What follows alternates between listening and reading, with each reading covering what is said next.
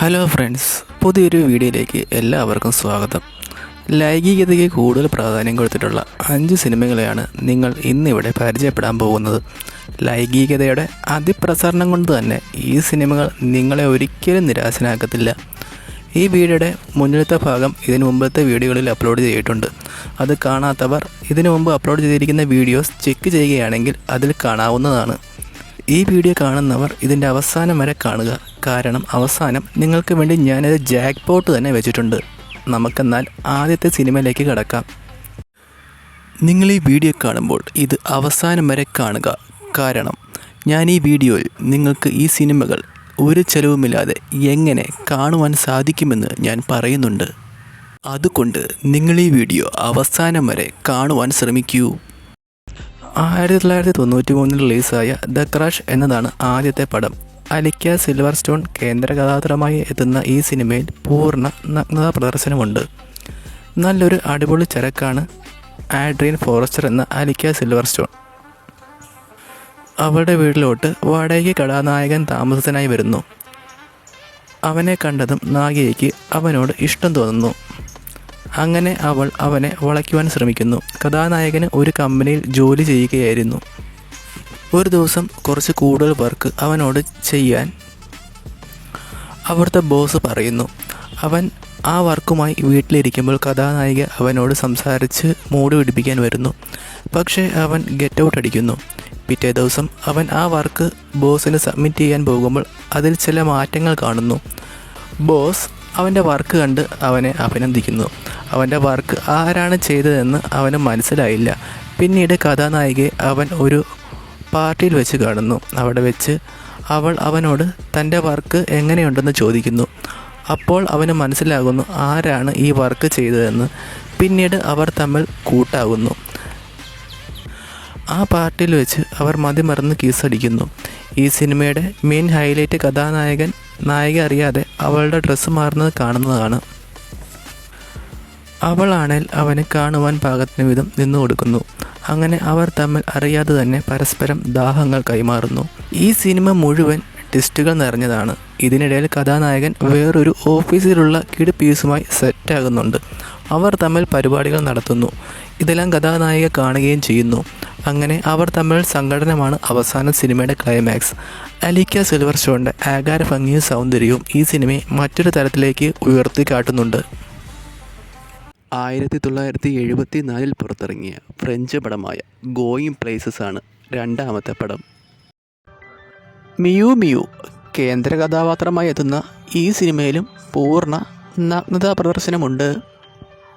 ഈ സിനിമയിൽ ഒരാളുടെ മാത്രമല്ല പലരുടെയും നഗ്നതാ പ്രദർശനമുണ്ട്.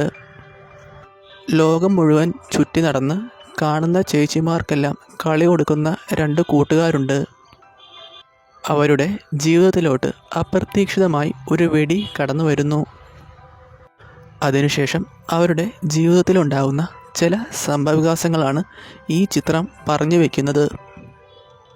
ഈ സിനിമയിലെ മെയിൻ ഹൈലൈറ്റ് എന്നെനിക്ക് തോന്നിയത് ട്രെയിനിൽ വെച്ച് അവർ ഒരു സുന്ദരിയുമായി നടത്തുന്ന ചില പരിപാടികളാണ്. പഴയ കാലത്തെ ഒരു ഹിപ്പി ലൈഫ് സ്റ്റൈൽ എന്ന് നമുക്ക് ഈ സിനിമ കാണുമ്പോൾ നമുക്ക് തോന്നിയേക്കാം. 2013 പുറത്തിറങ്ങിയ നിംഫോമാനിയാക് 1 ആണ് അടുത്ത പടം. കളിയുടെ കാര്യത്തിൽ ഈ പടത്തെ വെല്ലാൻ ആർക്കും തന്നെ സാധിക്കുകയില്ല. അമ്മാതിരി ഒരു കളിപ്പടമാണിത്. ചാർലോട്ട് ഗെയിൻസ്ബർഗ് കേന്ദ്ര കഥാപാത്രമായി വരുന്ന ഈ സിനിമയിൽ പൂർണ്ണ നഗ്നതാ പ്രദർശനമുണ്ട്. നല്ല അടിപൊളി ചരക്കാണ് ജോയ് എന്ന ചാർലോട്ട് ഗെയിൻസ്ബർഗ്. അവൾ ഒരു നിംഫോമാനിയാക്കാണ്. അതായത് ഒരാളിൽ മാത്രം സംതൃപ്തി കിട്ടാതെ പലരുമായി അവൾക്ക് ലൈംഗിക ബന്ധത്തിൽ ഏർപ്പെടേണ്ടി വരുന്നു. അങ്ങനെ അവൾ അവളുടെ 15ാമത്തെ വയസ്സ് തൊട്ട് ഓരോരുത്തരുമായി ലൈംഗിക ബന്ധത്തിൽ ഏർപ്പെടാൻ തുടങ്ങുന്നു. അതവളുടെ ജീവിതം തന്നെ മറിക്കുന്നു.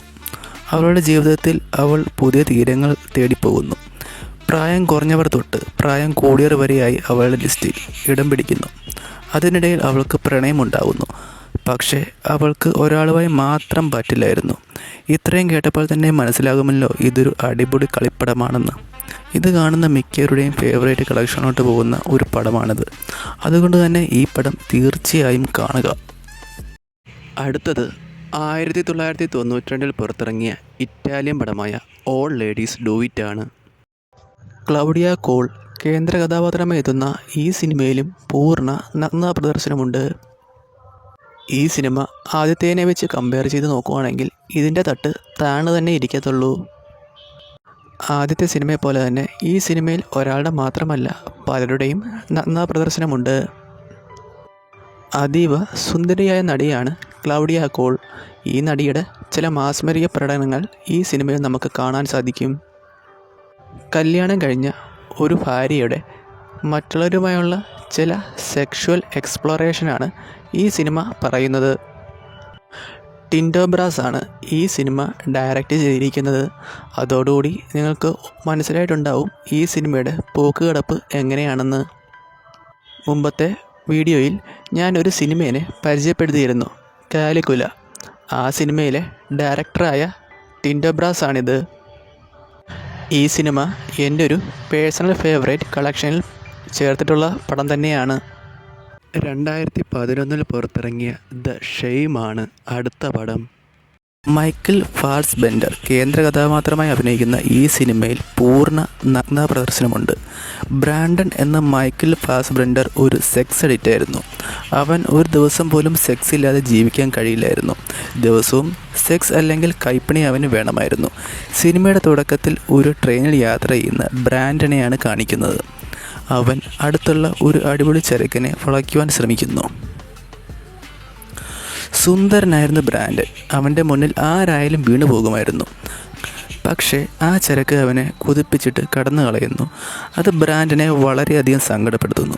ആ സങ്കടം അവൻ വീട്ടിൽ പോയി തൻ്റെ കമ്പ്യൂട്ടറിൽ സ്റ്റോർ ചെയ്തിരിക്കുന്ന കളക്ഷനോട് തീർക്കുന്നു. സമൂഹത്തിൽ വലിയ മാന്യനും നല്ല നിലവാരവുമുള്ള ജോലി ചെയ്യുന്ന ആളായിരുന്നു ബ്രാൻഡൻ.